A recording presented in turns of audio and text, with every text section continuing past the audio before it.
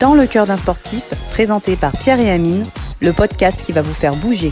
Bonjour et bienvenue dans cet épisode spécial qui fera partie, je l'espère, d'une série d'entretiens avec des modèles inspirants. Pour ce premier acte, je reçois Omran, victime au mois de mai dernier d'un accident vasculo-cérébral à l'âge de 70 ans. Il a, grâce au sport et à une détermination sans faille, réussi à obtenir des résultats spectaculaires sur sa paralysie.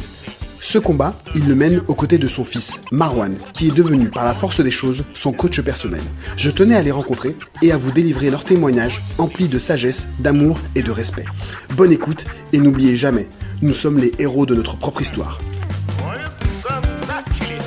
Donc aujourd'hui, on reçoit Marwan et Omran, tout simplement pour nous parler de cette histoire un peu folle qui vous est arrivée. Vous avez vécu un accident vasculo-cérébral au mois de mai de cette année. Donc en 2020, une année un peu spéciale où il s'est passé plein de choses et pour vous encore plus. Avant que nous parlions de cet accident, on va y revenir tout à l'heure, moi ce que j'aimerais c'est, je reçois et j'ai la chance de recevoir une fratrie, un père et un fils. L'intérêt aujourd'hui c'est de pouvoir un peu déjà resituer le contexte. Votre vie avant cet accident du mois de mai, quel a été un petit peu votre parcours, votre métier, à tous les deux, savoir comment vous viviez le sport avant cette journée fatidique. Racontez-moi. Alors, je vais résumer, si vous me le permettez. Je vous en prie. Une vie relativement classique, en ce sens que pendant mon enfance, j'ai fait du sport et je faisais essentiellement, pour ne pas dire seulement, du football. Ouais. Je suis tunisien d'origine. Je suis arrivé en France pour terminer mes études. Et il se fait que, en terminant mes études, il fallait que je travaille pour pouvoir terminer mes études. D'accord. Donc j'étais battant depuis mon plus jeune âge. Et on en reparlera sûrement de l'éducation de base. Donc pendant ce temps-là, je faisais un peu de sport une fois par semaine. J'étais inscrit à l'association sportive où je travaillais. À Lyon, vous étiez déjà... Non, c'était à Paris. C'était à Paris, d'accord. J'ai passé une vingtaine d'années à Paris. D'accord. Donc c'est là où j'ai commencé. D'ailleurs, c'était l'époque du plein emploi en France où les cadres et les jeunes cadres étaient très, très, très sollicités. Oui, ça c'est bien de le rappeler parce que une fois qu'ils sont âgés, on les regarde un petit peu de travers. Ils étaient très sollicités et j'ai commencé ma carrière dans une banque puisqu'il fallait bien travailler pour pouvoir étudier. Et j'ai fait toute ma carrière d'ailleurs dans le secteur bancaire. Voilà. Donc j'ai commencé par l'exploitation. Non, pardon, j'ai commencé par l'administratif qui est l'intérieur de la banque, ce qui se passe à l'intérieur de la banque. Ensuite, l'exploitation, tout ce qui touche à la clientèle, pour finir à la finance. Très bien. Donc vous avez fait toute votre carrière dans la banque et vous étiez donc à la retraite depuis combien de temps ? Oui, une vingtaine d'années parce que je suis sorti de la banque volontairement pour intégrer la finance qui payait beaucoup mieux que la banque. D'accord. Donc ça c'est pour ce qui est professionnel. Donc le temps dont je disposais ne me permettait pas de faire du sport d'une manière régulière. Et donc marié, des enfants ? Marié, 2 enfants, 70 ans. Oui. Et des poussières. Et donc 2 enfants. Quel âge les enfants ? Les enfants, ils ont 34 et 35 ans. D'accord. Dont toi alors. Exactement. D'accord, donc 35 ans ? Oui. D'accord, très bien. Et donc toi, le rapport au sport depuis Alors, moi c'est ça, ça, je ne vais pas m'étaler autant que mon papa, puisque le sujet ça reste quand même lui. Donc ce qui est intéressant, c'est que lorsqu'on était adolescents, moi et ma sœur, je ne sais plus exactement, mais on avait entre 11 et 12 ans, il nous a dit pendant 3 ans, vous êtes obligés de faire un sport et de la musique. À l'époque, on n'avait pas forcément d'envie particulière à ce niveau. Bon, moi, j'étais plus attiré par la musique, ma sœur plus par le sport à l'époque. D'accord. À quel âge tu me dis ça que c'était ? On était entre 11 et 12 ans, à peu près. Il nous a dit, je vous oblige, vous choisissez ce que vous voulez, mais vous choisissez chacun un sport et un instrument de musique. Il voulait qu'on ait un minimum d'éducation musicale et en même temps qu'on touche à un sport, et si possible, là, bon, le fait est que moi j'étais encore un peu dans les films de Bruce Lee, etc. Donc je me suis penché vers les arts martiaux, ma sœur aussi. À l'époque, on a commencé tous les deux par le taekwondo. Bon, moi j'ai eu... Je vous ai laissé toute l'attitude bien sûr. De choisir ce que vous Voilà, on a pu choisir Le seul paramètre, c'était de dire c'est 3 ans. Voilà, 3 ans de ce qu'on voulait. C'était le minimum. Voilà. D'accord. Donc, à l'époque, on a commencé, moi et ma sœur en même temps, par le taekwondo. Elle a adoré. Moi, un petit peu moins, mais c'était sûrement parce que j'étais un peu jeune, hyper timide, encore plus qu'aujourd'hui, alors que je le suis quand même pas mal. Ensuite, j'ai voulu tester le karaté, parce que je voulais faire du kung-fu, mais le maître était parti depuis peu. J'étais un peu dégoûté, mais j'ai testé le karaté. Et j'ai adoré. Donc, ma sœur a continué le taekwondo par la suite, on a évolué. Donc, vous êtes allé au-delà des 3 ans et obligatoires. On a dépassé les 3 ans, voilà. Très bonne technique. Donc, pour engager les enfants dans le sport, en tout cas. Voilà, on est devenus chacun ceinture noire. Donc elle a fait de la compétition, moi beaucoup moins, parce qu'après il y avait les études qui ont joué. Mais voilà comment est née notre interaction avec le sport véritablement. Moi j'avais fait un petit peu de basket auparavant, mais bon, c'est l'école primaire, ça compte peut-être un peu moins. Mais la prise de conscience, c'était vraiment à cette époque, donc au début de l'adolescence. Ce qui est intéressant, c'est que c'est toujours un âge un peu charnière. C'est vraiment là où se font pas mal de décisions, j'allais dire, psychologiques chez l'enfant. C'est pour ça que je ne leur ai pas laissé le choix de dire non. Non, mais très bien, je comprends tout à fait la logique. Et je note pour mes enfants, d'ailleurs. Ils me respectent beaucoup. Oui. Lorsque je leur dis « il n'y a pas à discuter », point final. C'est important d'avoir cette figure paternaliste. Parce que je le sais, on le sait tous, un enfant à cet âge-là, un âge charnière, à cet âge-là, il n'est pas convaincu, d'une part. D'autre part, on peut difficilement l'obliger, etc.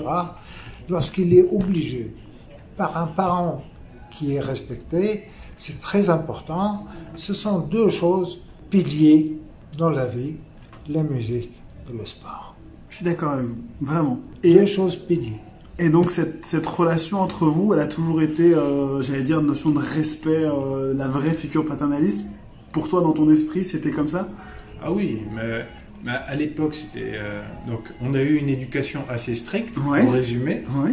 Mais moi, maintenant, qui ai quelques années de plus, j'estime toujours qu'un parent qui aime bien châtie bien, c'est l'adage.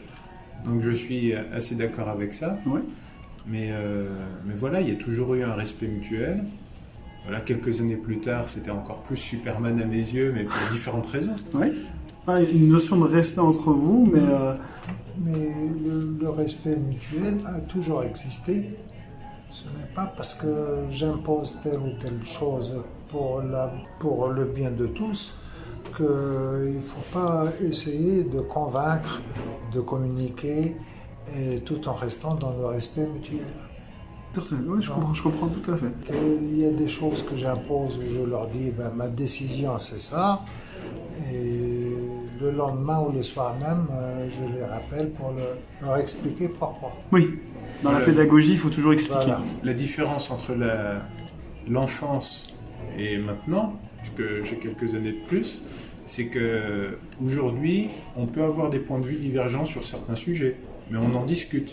Oui. Donc même si on a des regards différents, il y a un respect mutuel tel et qui depuis tellement longtemps que même si on n'est pas nécessairement d'accord, on peut en débattre sans problème et on fait évoluer nos points de vue mutuels.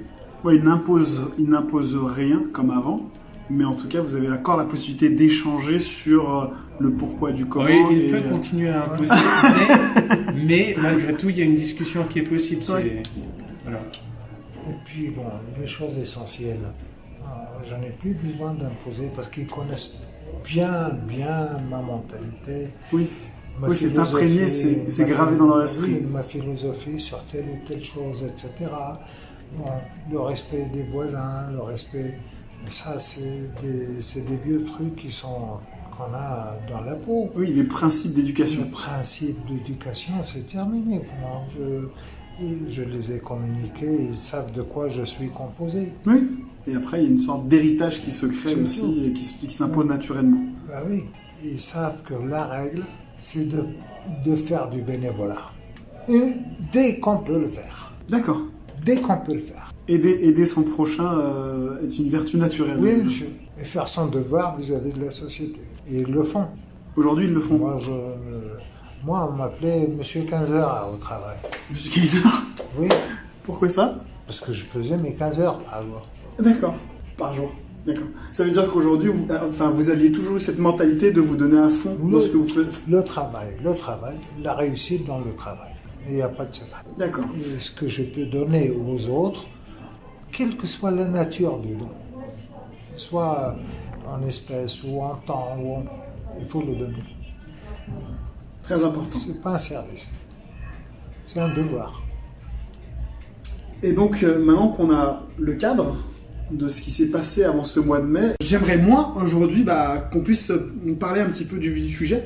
Votre accident, est-ce que vous pouvez me raconter cette journée rapidement, s'il vous plaît?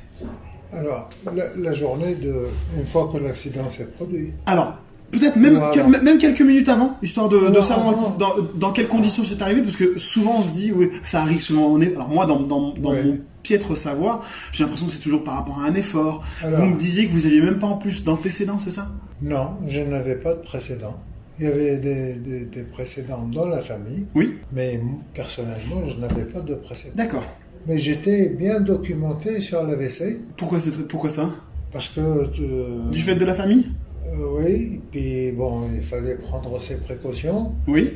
Et je pensais avoir pris des précautions.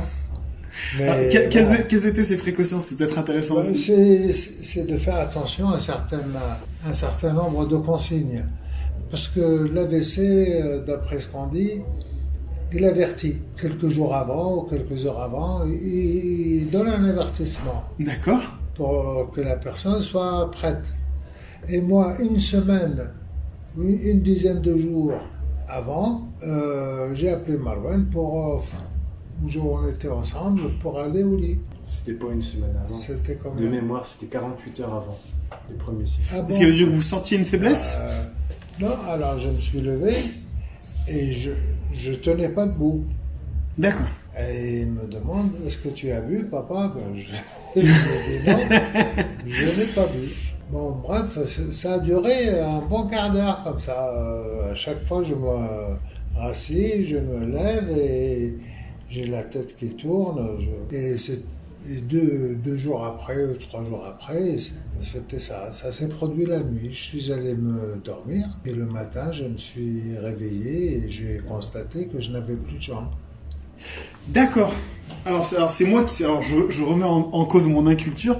Je pensais vraiment que c'était vraiment quelque chose de... comme une crise. Vous n'avez rien senti la nuit? Rien. Alors, ça s'est passé, moi de mémoire, je sais que c'était 48 heures avant, ouais. Et c'était le soir. Donc okay. Il a voulu aller aux toilettes, il m'a dit je me sens un peu faible, donc j'étais devant, il a posé ses mains sur mes épaules, et là j'ai senti les 105 kilos. Ouais, forcément. Et il avait vraiment plus du tout de force dans les jambes, donc je l'ai vraiment porté littéralement jusqu'aux toilettes. Je lui ai dit mais il faudrait peut-être qu'on consulte rapidement, etc. Comme il a des antécédents au niveau du dos, bon... et qu'il a il a eu une opération en 2014 de la colonne vertébrale. Je me suis dit peut-être qu'il y a un lien. Lui, il voulait pas y aller. Il m'a dit ça va peut-être passer dans la nuit, on va voir. Et comme ça s'est reproduit le lendemain soir, en milieu de nuit, on était aux urgences, début de matinée. On était aux urgences parce qu'on a compris que c'était plus grave que c'était assez grave. D'accord, donc vous êtes réveillé le matin, plus l'accessibilité à vos jambes, c'est-à-dire que vous marchiez plus tout, vous teniez plus du tout debout. D'accord, et donc à l'hôpital, verdict? À l'hôpital, la règle, c'est qu'ils font une IRM. Une IRM, d'accord.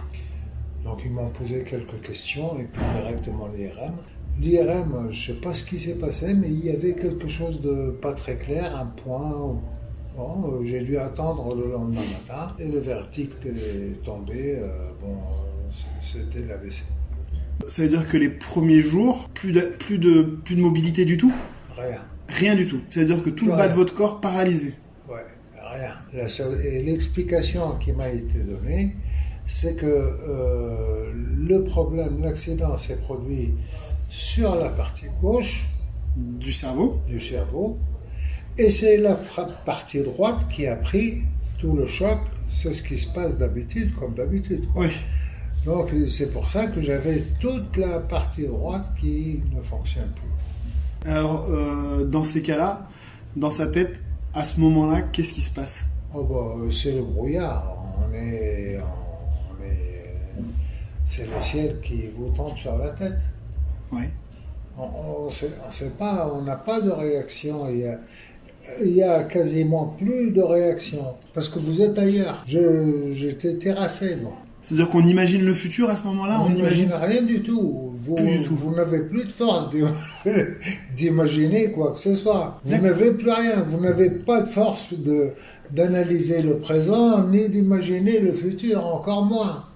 Et alors, combien de temps il faut pour sortir de cet état? Moi, il m'a fallu entre une semaine et une dizaine de jours. Et alors, quand ce moment est arrivé, finalement, le moment d'analyse, parce que effectivement, le choc, je peux le comprendre, j'entends totalement, et ça doit être dramatique à vivre. Ouais. Mais comment on se remet de ça psychologiquement et on se remet, on commence d'abord par se renseigner auprès des infirmières, auprès des malades, auprès des machins, etc. Ouais.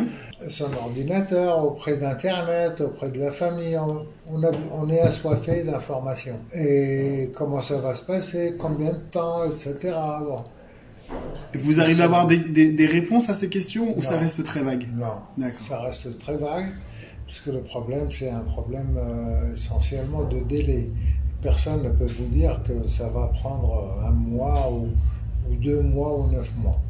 Oui, chaque personne est différente dans ces cas-là. Face à cette maladie-là, ou face à toute maladie, de toute façon, chaque personne est différente. Donc, et ils veulent pas se hasarder à juste titre. Hein. Et dans les préconisations, à quel moment on se dit qu'il va falloir qu'on change radicalement de vie? Parce que finalement, on vous demande de changer dans votre façon d'être pour réussir à redevenir mobile. Quelles indications on vous a données? On vous a dit de faire du sport? On vous a dit de régler votre alimentation? Non, parce que je connaissais personne dans l'hôpital. D'accord. Donc personne ne m'a suggéré de changer de comportement ou d'aller faire du sport ou de faire quoi que ce soit. Bien au contraire, tous les kinés que j'ai côtoyés là-bas à l'hôpital me disaient on nous a dit que vous étiez très actif, vous allez vous calmer et vous allez reposer vos nerfs et vos muscles. Ça, c'est les premières préconisations qu'on vous donne. Oui, tout à fait, parce que c'est très mauvais que le kiné fasse un travail et de ne pas laisser les muscles travailler, reprendre et donner leurs fruits. Et donc, comment ça se fait qu'on se retrouve ici aujourd'hui chez Genaya et Cully? Normalement, vous êtes censé vous préserver et apparemment vous faites du sport. C'est venu comment ce déclic? Parce que j'en avais marre. Parce que on m'a changé d'hôpital comme il devait le faire. Un centre de rééducation. Ouais. C'est un centre qui est très très mal géré par une directrice. En plus, tout est mal géré. Donc j'ai une séance 2 fois par semaine. 2 séances d'une demi-heure avec le kiné par semaine. Vous imaginez? Ouais, en termes de... Pour moi, c'était de la merde. Ouais. C'était bon. Donc j'ai réfléchi, j'ai appelé Marouane, je lui ai dit est-ce qu'il y a un moyen de coordonner une action en salle de sport avec le kiné. Ouais, en fait, ce qui s'est passé, c'est que lorsque ça lui est arrivé, on a grappillé, enfin personnellement j'ai essayé de grappiller un maximum d'informations. Et d'après ce que j'ai compris, c'est qu'après un AVC, il y a une fenêtre de récupération, c'est-à-dire que les premières semaines et les premiers mois sont cruciaux. Plus on sollicite les muscles et les terminaisons neuronales et nerveuses, plus la récupération a des chances de bien se passer. Alors ça, dans ton esprit, ça vient à quel moment dans ce processus? Ça veut dire quasiment tout de suite? Après l'accident, et dès qu'on a eu confirmation qu'il s'agissait d'un AVC, j'ai commencé à me renseigner. D'accord. Et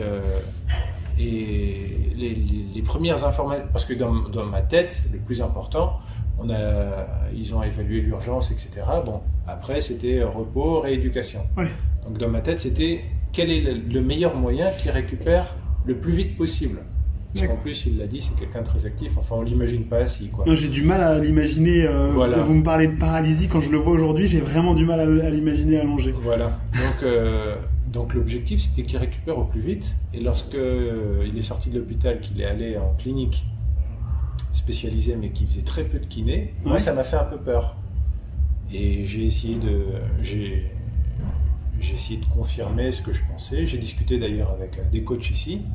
Il y en a un qui avait travaillé d'ailleurs avec, si j'ai bien compris, des accidentés de la route, et qui m'a confirmé qu'effectivement, le fait de solliciter les muscles, plutôt que de les laisser reposer, ça permettait de reconstruire le chemin neuronal et de réhabituer la personne à marcher, à effectuer les gestes, voilà, suite à une atrophie musculaire.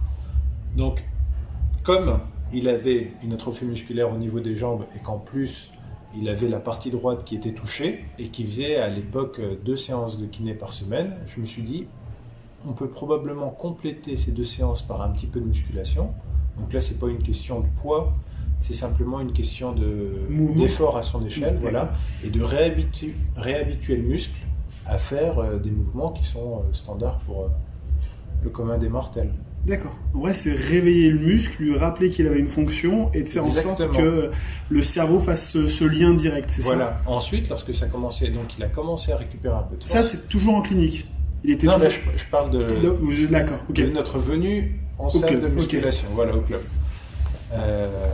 Et après, on a intensifié un petit peu, donc avec les poids ou avec le nombre de répétitions, donc comme sur le principe standard de la musculation en général. Pour toi, c'était une notion d'urgence. Il n'y avait pas d'autre solution. Dans ma tête, il y avait une échéance. Donc, il a eu son AVC mi-mai. Et je savais qu'il fonctionne globalement en 3-6-9. Donc, que les 3 premiers mois étaient cruciaux. Et que alors, bien sûr, il ne faut pas atteindre la fatigue extrême. Mais plus on sollicite, mieux c'est. En général. Enfin, c'est ce que j'ai compris et c'est ce que j'étais persuadé de ça, en tout cas. En tout cas, quand on voit les résultats, pour l'instant, on peut que se dire que c'était finalement une bonne opération, en tout cas de se lancer dans... Alors c'est ça finalement qui fait souvent peur, c'est le fait de... Et je suis, entre guillemets, moi j'avais ce discours-là dans la tête, le discours qu'avait votre médecin en se disant il faut se préserver, surtout pas faire d'activité, pas trop solliciter le corps pour qu'il ne soit pas rechoqué, comme s'il pouvait avoir une sorte de deuxième vague à un accident comme celui-là. Alors que finalement, si on respecte bien le timing du repos et de la sollicitation musculaire, on se retrouve quand même avec des résultats qui Exactement, le plus dur c'est de trouver le juste milieu, parce que je ne suis pas dans son corps, évidemment, lui il ressent une fatigue que je ne peux pas évaluer, mais en se disant par exemple, lorsqu'il faisait 2 séances de kiné par semaine, en laissant un jour de repos ou en faisant de la musculation légère puis un jour de repos, il y a moyen de trouver un équilibre. Il faut écouter son corps. Voilà. Ouais, c'est ça, c'est surtout écouter son corps, parce que c'est lui finalement le maître de tout, c'est lui qui dirige, surtout dans une convalescence comme la vôtre, c'est aussi fort. Et donc toi tu me disais que tu avais déjà un passif de sportif de très haut niveau finalement, parce non, pas de très haut niveau. Ceinture noire de karaté. Oui, mais c'est pas du... On est quand même sur quelque chose, à mon niveau, je me rappelle, alors j'ai dû faire du karaté quand j'étais petit, je devais avoir des barrettes ou des trucs comme ça. Oui. Non, ne souris pas comme ça. C'est pas du très haut niveau, c'est à mon modeste niveau. Ouais.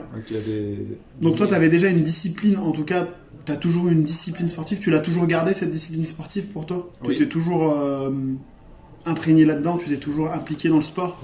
Oui, c'était lorsqu'il était jeune, ouais. Avec sa sœur. C'était à l'âge du collège. Oui, on l'avait dit. Je les avais obligés à faire 2 choses. La musique et le sport. Et pour les 2 choses, ils pouvaient choisir, mais ils s'engageaient comme à l'armée pendant 3 ans. C'est l'armée qui donne ça.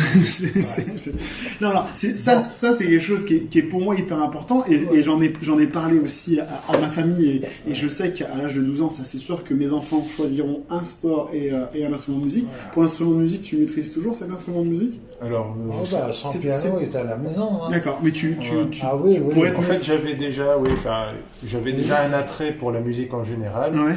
J'avais ce qu'on appelle... l'oreille musicale. D'accord. Donc j'avais des facilités un petit peu pour le piano, un petit peu la guitare maintenant. L'oreille musicale, donc... Non, mais ce qui est intéressant, c'est que finalement, ce début de connaissance du sport et de la musique, t'es resté jusque-là, parce qu'aujourd'hui, tu pratiques toujours le sport de manière régulière, et finalement, si t'avais pas eu cette discipline en termes de sport, bah, t'aurais pas eu la logique et le fait de pouvoir aider ton papa. Étant un enfant du canapé, ça aurait été très compliqué déjà de toi te motiver à aller dans une salle de sport, pouvoir te motiver à... Ah oui, sûrement, tout est lié. Je pense que tout est lié, oui, d'une manière ou d'une autre. Ouais, indirectement, il s'est fait du bien finalement en t'imposant du sport à tes 12 ans. Parce c'est que une jolie façon de voir. Non, mais finalement, j'aime aussi les boucles comme ça qui se rejoignent et finalement, on se dit que l'éducation, on en parlait déjà la dernière fois, a finalement du bon parce que quand on éduque, eh ben, finalement, on a aussi la récolte des fruits qu'on sème à un moment ou à un autre. Non, c'est intéressant. Et j'aime bien le fait de pouvoir aider son papa. Enfin, il y a une vraie logique dans notre société aujourd'hui. Et donc, t'aurais pu simplement lui faire de la marche. Pourquoi te dire vraiment c'est musculation obligatoire? Alors à l'époque, je dis à l'époque, ça remonte à quelques mois. Ouais, c'est ça. La réponse est assez simple, c'est qu'il a commencé à ne pas pouvoir marcher du tout, et après c'était à peine de la marche. Donc il ne pouvait pas marcher, normalement. La première étape, lorsque ça commençait à aller mieux, c'était le déambulateur. D'accord. Donc il y avait une véritable atrophie au niveau des muscles. Bon, il n'était pas vraiment pratiquant, pas sportif depuis plusieurs années, donc il y a aussi un passé qui l'explique, mais je me suis dit qu'il fallait réactiver un petit peu tout ça. Donc je savais, par exemple, sa jambe gauche n'a pas de problème particulier. Qu'en travaillant la jambe gauche, il y a 10% des résultats qui sont effectués sur le côté valide qui se reportent sur le côté non valide. Donc je savais qu'en travaillant la symétrie, enfin je me doutais plutôt, qu'en travaillant la symétrie, ça permettait de remettre la machine en marche et de réinitialiser la machine, entre guillemets. D'accord. Voilà. Donc la musculation, par exemple, il travaille les quadriceps, il est assis, et il a simplement à se concentrer sur la levée du bas de la jambe, ou la contraction lorsqu'il travaille l'ischio-jambier. Donc c'était, de mon point de vue, la meilleure manière de remuscler doucement et de réactiver en même temps les connexions. D'accord. Et alors, vous avez vu des progrès rapidement? Pour ce qui est de la salle de sport ici, les progrès n'ont pas été très très rapides. Avec le kiné, relativement rapidement. La salle de sport servait surtout à la consolidation du muscle et de l'exercice. Vous voyez ce que je veux dire? Oui, je comprends bien. Donc j'apprends quelque chose chez le kiné pour ne pas l'oublier, pour ne pas le délaisser. Ben, je consolide, et lui, l'avantage d'avoir Marwan à côté de moi, c'est qu'il sait la composition du muscle, d'où ça part, d'où ça se termine, Oui. et il la prend au départ, et il la prend à la fin, et il la reprend au milieu, et travaille tout le muscle, et il connecte tout, avec l'accord du kiné. D'accord. Donc vous travaillez quasiment en binôme avec le kiné pour réussir à avoir un... Exactement. D'accord. Là, ce qui est assez fou quand je vous vois, c'est que, alors quand on a commencé cette interview, quand je vous ai demandé à quel moment ça s'est passé, cet accident cardiovasculaire, j'étais persuadé que vous alliez me dire que ça s'est passé il y a au moins 1 an ou 2 ans. Quand je vous vois aujourd'hui, en toute honnêteté, en toute transparence, j'ai énormément de mal à imaginer qu'il y a que quelques mois, donc c'était au mois de mai, on est au mois de septembre, vous n'étiez pas en possession de vos moyens physiques pour pouvoir vous déplacer. Parce que, alors, vraiment, c'est hallucinant pour pas Oui. en faire des caisses. Oui, c'est juste, lorsque je suis sorti le 19 juin de la clinique, le kiné qui venait d'arriver, qui était hyper sympa, et il m'a dit au plus tôt, vous ne pourrez pas marcher avant le 31 décembre, début janvier de cette année. Et ça vous fait quoi dans vos têtes quand vous entendez ça? Rien, je me dis, bon, bah tant mieux. Vous étiez déjà satisfait de ça, quoi. Oui, la nature a fait ça, mais jusqu'à ce matin, on parlait ensemble de ce qu'on va dire, de ce que je vais dire à la kiné vendredi. Est-ce que je vais lui demander quand est-ce que ça se termine? Parce qu'elle m'a dit, s'il vous plaît, ne me posez plus la question. Je ne sais pas. Oui. Et c'est vrai qu'elle ne sait pas. C'est sûr.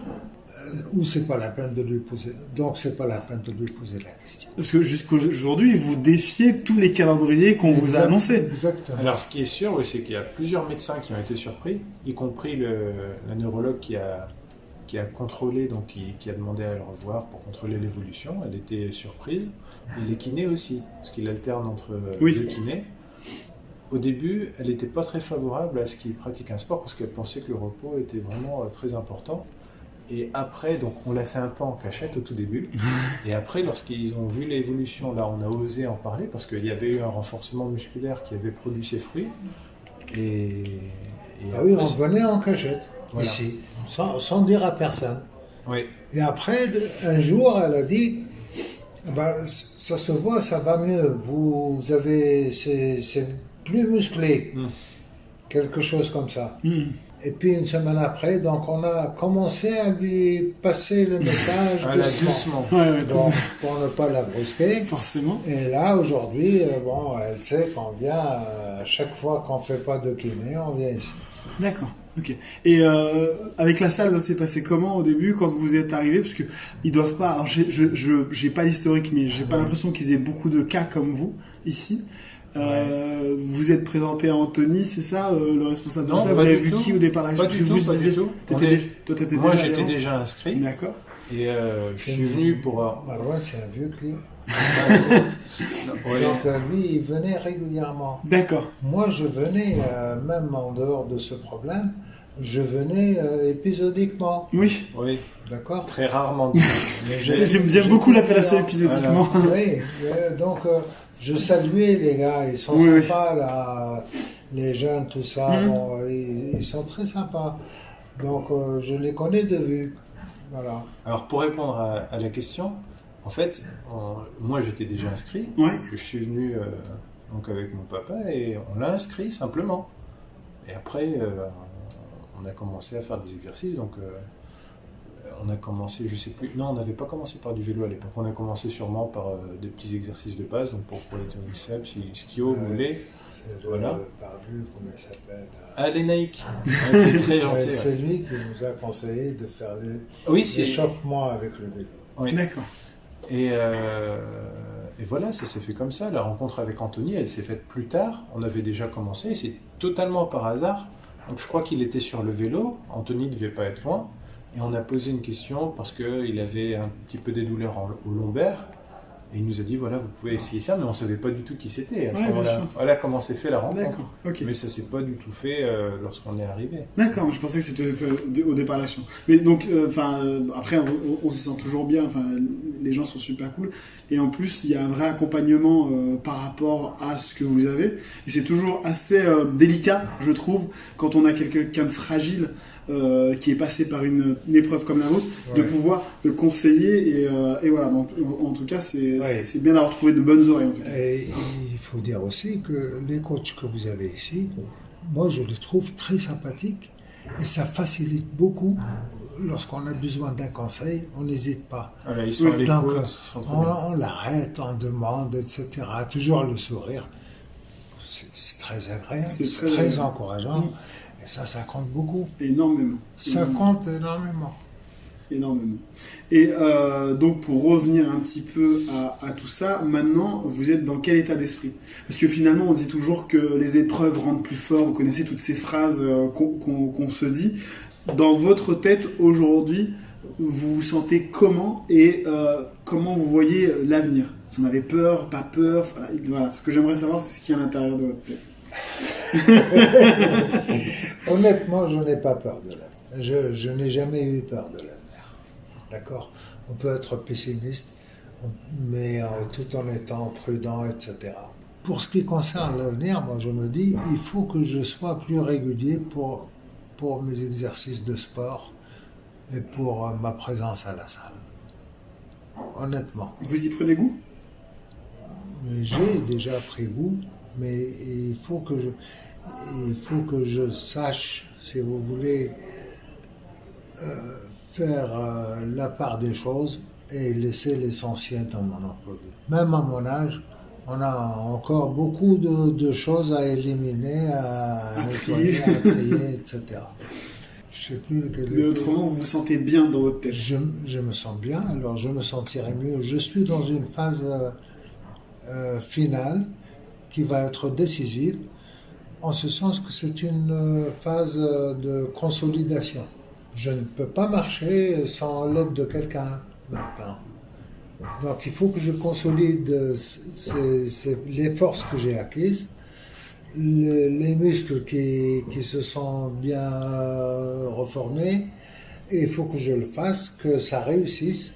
Ensuite, c'est la délivrance, quoi. Oui, je comprends. Voilà, ça a été quelque chose de douloureux, mais il ne faut pas revenir sur cet aspect-là. Il faut voir les choses comme étant une réussite. Bon. Mais jusque-là, ça, en tout cas, ça a l'odeur d'une réussite jusque-là. Oui, mais je la souhaite à tous ceux qui vont subir cette épreuve. C'est important. C'est important par votre exemple, en tout cas, ce qui est important, c'est de se dire que c'est possible, qu'avec de la volonté, de l'encouragement, on arrive à aller mieux et à se sortir de cette situation. On arrive à déplacer des montagnes. Exactement, c'est exactement ça. Et si on veut, on peut. Oui, c'est assez fou. Et ce qui est, moi, qui me touche véritablement, c'est que finalement, aujourd'hui, vous passez beaucoup de temps ensemble, tous les deux. Vous avez vécu une épreuve très forte, tous les deux. Aujourd'hui, votre relation, elle a changé, elle a évolué. C'est finalement votre fils est votre coach aujourd'hui. Je vais vous parler les relations. Tout à l'heure, vous lui disiez, vous avez aidé votre papa. C'est vrai, en utilisant d'une manière juste et correcte la langue française, vous pouvez dire vous avez aidé. Mais en réalité, ce n'est pas une aide. Parce que le terme aide, il a un sens. Et ce n'est pas une aide dans ce cas précis. Il résumerait la chose en disant que c'est un devoir plutôt. Alors voilà, c'est un devoir, mais alors qui est encore plus fort quand j'analyse et que je regarde votre histoire. C'est un devoir qui paraît naturel chez toi. Voilà. Quand je te vois et je suis quasiment de ta génération et je vois les gens de notre génération et de la génération d'après, c'est un devoir qui est pour moi un petit peu oublié ou mis de côté. Et j'ai l'impression que chez toi, c'est naturel. Enfin, voilà, il est arrivé quelque chose à ton papa. Il faut être dans l'urgence de faire en sorte qu'il aille mieux. Point. Il n'y a pas de négociation possible. Il n'y a pas à discuter. Ouais, c'est dû à l'éducation. Même si ça s'étiole un petit peu, peut-être de génération en génération. Oui. C'est tellement fort, l'éducation à la base est tellement ancrée, bétonnée, que voilà, c'est normal. Oui. C'est ce qui est fort, c'est qu'il y a des gens qui verraient ça comme un sacrifice, de passer autant de temps avec son papa, de l'accompagner et tout ça. Oui. Et j'ai l'impression que chez toi, non, c'est pour ça. Non, pour moi c'est normal. Donc pour répondre à ta question, est-ce que la relation a évolué depuis l'accident? Je dirais, de mon point de vue, en tout cas, je dirais pas vraiment. Parce que c'est juste normal. Les interactions continuent de la même manière, même si on est amené à faire du sport ensemble, c'est plus ou moins le même type de relation qu'on avait avant l'accident. Je continue juste un point. Pour que vous touchiez du doigt les relations père et fils et le respect qu'on peut porter à un père. Parce que ça, c'est sacré. C'est pas seulement sacré dans la religion musulmane, mais c'est sacré dans l'éducation de base. Mm-hmm. Mon père, en fin de vie, il ne voyait plus. Il a perdu la vie. Pas mon père, mon grand-père. Et moi, j'assistais à la scène. Parce qu'on était gamin, on a accompagné mon père un peu partout. Et mon père devait acheter une paire de... comment ça s'appelle? Des baskets? Non, pas de baskets. Des babouches. Des babouches. Et les babouches, il y avait des blanches et il y avait des crèmes. Et je le vois réfléchir. Il dit au gars, je vais te prendre une de chaque pied, ou deux paires, et je reviendrai dans une. Et il va voir son père. Il dit, papa, je dois acheter une paire de babouches. S'il te plaît, dis-moi laquelle que je prends. Oui, le respect allait jusque-là. Oui, il sait que son père ne va pas. C'est des petites choses pour faire plaisir. Oui. Oui, c'est ça. Vous touchez le cœur, là. D'accord? Et ça n'a pas de prix, ça n'a pas d'explication, ça n'a pas de correspondance en France ou tel machin ou telle planète. C'est une autre planète. Une autre époque, une autre planète, une autre mentalité. Mais c'est tellement touchant. Ça met le doigt sur l'importance de la filiation. C'est complètement fou. Alors après, vous parlez de salle de sport. Donc... oui, on s'en fout. Oui, non, mais bien sûr. Il couperait sa jambe pour la donner à son père pour qu'il marche mieux ou un truc comme ça. Oui, je comprends. Vous comprenez? Oui, je comprends tout à fait. Alors bien sûr, ça colle plus à notre ère d'aujourd'hui, à notre siècle, à l'éducation qui se pratique aujourd'hui, etc. Et vous ne voyez plus du tout ça. Qu'est-ce que vous voulez que je vous dise? Déjà, ce qui est intéressant, c'est la notion de témoignage, un peu ce qu'on est en train de faire aujourd'hui.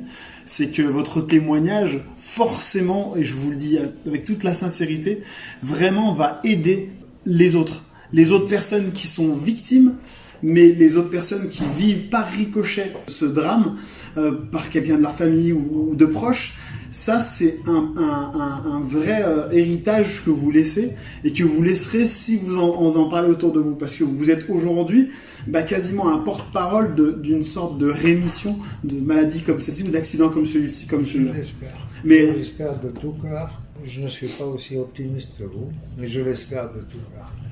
En tout cas, tout ce qu'on peut faire, ne serait-ce que de déplacer une petite brindille, c'est notre devoir. Il faut le faire. Oui, il faut le faire. Je suis assez d'accord. Avec le sourire, avec la force qu'il faut, mais il faut le faire. Et tant qu'il y a des jeunes comme vous, comme monsieur, comment il s'appelle? Anthony, j'oublie toujours ça. Oui, ça... Heureusement, les choses, elles doivent changer. Vous devez accompagner, même si le siècle est différent. C'est pas grave, mais il faut que vous soyez là. C'est important. C'est important. Oui. C'est très important. On arrive déjà à la fin de notre entretien. Je vais finir simplement par une question qui est un peu la question de l'émission. Je vais vous demander aujourd'hui qu'est-ce qu'il y a dans votre cœur de sportif, parce qu'aujourd'hui, vous êtes un sportif du quotidien. Et alors, qu'est-ce qu'il y a dans votre cœur de sportif véritablement? De l'espoir peut-être? Dans mon cœur de sportif, j'ai de l'espoir, j'ai de la reconnaissance aussi et surtout, qu'on ne veuille ou pas, le sport est à la base de tout. Le Seigneur nous a donné un corps sain, fort, qui fonctionne mieux qu'une montre et on s'en occupe mal. On s'occupe mieux de notre montre. On le traite mal. Il ne faut pas le maltraiter. Et lorsqu'on le maltraite, on le paie très cher. Et ce n'est bon pour personne. Donc ça ne coûte rien, des fois, de faire un petit peu de sport. C'est pas sorcier, c'est pas difficile, c'est pas... Et l'avantage de la salle de sport, c'est que lorsqu'on va à la salle, c'est qu'on est encouragé par des dizaines et des dizaines d'autres. Et je profite de l'occasion pour féliciter M. Anthony. Moi, je viens à la salle d'Écully. C'est une très belle salle, très complète. Vous avez du matériel très complet. Vous avez des coachs hyper compétents. Vous avez un parking extraordinaire. L'emplacement est merveilleux, juste vraiment central. Que demande le peuple? C'est vrai.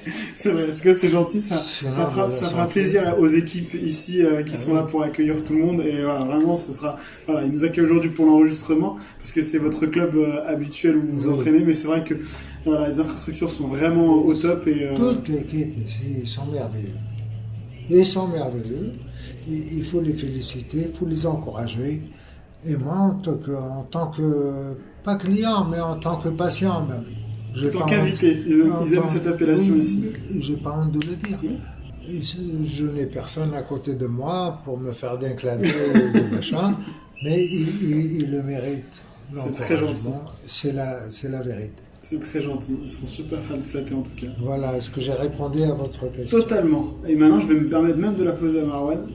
Alors, c'est une question difficile. Hein. Alors, hyper difficile, je sais, mais j'aime bien les questions difficiles. Même moi, quand je me la pose, je me dis que j'ai un peu de mal. Mais ce qui est intéressant en tant que sportif de longue date, parce que tu es sportif finalement depuis l'âge de 12 ans, qu'est-ce qu'il y a toi dans ton cœur de sportif aujourd'hui?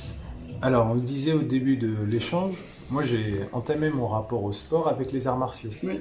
Mais avant même de pratiquer en fait. Parce que moi mon rapport a commencé avec la télévision, comme beaucoup de notre génération sûrement. Donc avec Bruce Lee en partie, mais surtout en fait grâce à une série télévisée de l'époque qui s'appelait Kung Fu. Je ne sais pas si tu l'as connue. Oh oui, voilà. Tout à fait. Et du coup, l'histoire, je ne sais pas si tu t'en souviens, mais c'est un enfant métis comme moi, comme toi d'ailleurs, je crois. Voilà, donc il est né d'un père américain et d'une mère chinoise. Donc déjà de base, l'histoire me touchait puisque je suis métis aussi, entre deux cultures et entre deux religions. Et donc il va entrer dans un monastère bouddhiste, il va y être formé. Bon, je ne vais pas spoiler l'histoire pour ceux qui aimeraient découvrir la série, quand même. Mais au final, il termine son initiation et il va se mettre à parcourir les États-Unis à pied. Oui. Donc, et au fur et à mesure des épisodes, donc à chaque fois, donc évidemment, moine Shaolin, donc il pratique excellemment le kung-fu et on entend, il partage avec les personnes qu'il rencontre sa philosophie. Donc, il sort quasi systématiquement une phrase philosophique excellente. Moi, j'étais fan et je le suis toujours. Et pour résumer, donc pour répondre à ta question, dans mon cœur de sportif, je m'efforce de garder ce que Confucius appelait les 5 valeurs cardinales. C'est-à-dire qu'il y a la bienveillance vis-à-vis des autres, la fraternité, et c'est à partir de cette première valeur que découlent les autres. Donc c'est le plus important, le fait d'être bienveillant avec les autres. La droiture, donc c'est le sens de la justice, le fait d'être juste, quelle que soit la situation. La politesse qui contribue à vivre sereinement avec les autres, la sagesse qui vient avec le savoir, et la sincérité, la loyauté, c'est le fait d'être fidèle à sa parole de manière générale. Donc ça, ce sont des valeurs qui me portent en tant qu'artiste martial, en tant que pratiquant d'arts martiaux, mais qui, je pense, sont communes à la plupart des sports. C'est des valeurs complètement universelles, mais c'est vrai que tu as raison. Quand on les regarde de manière universelle, on a l'impression que ça peut simplement toucher la vie du quotidien, mais en vérité, elle a une véritable importance dans la pratique sportive. Voilà. Finalement. On arrive, chacun des mots que tu as cités, à l'environner et à le définir dans le sport, et je trouve ça très très fort. Dans mon cas, ça part des arts martiaux, ça s'élargit au sport, parce que c'est commun à la plupart des sports, et ça s'élargit en tant que citoyen, et en tant que ça définit les interactions qu'on devrait avoir les uns avec les autres. Parfait. On ne pourra pas mieux terminer l'émission que par ce message d'espoir. Je vous remercie infiniment d'avoir participé à cette interview. Merci à vous. Et j'espère qu'on va se croiser. Hein oui, oui.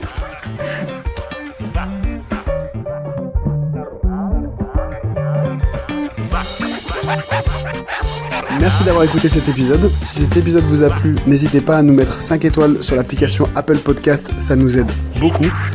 Et si d'ailleurs vous avez des héros du quotidien autour de vous, n'hésitez pas à nous le faire savoir via nos réseaux sociaux ou le www.danlecoeurdunsportif.fr. Nous serons ravis de les recevoir dans l'émission. Merci et à bientôt.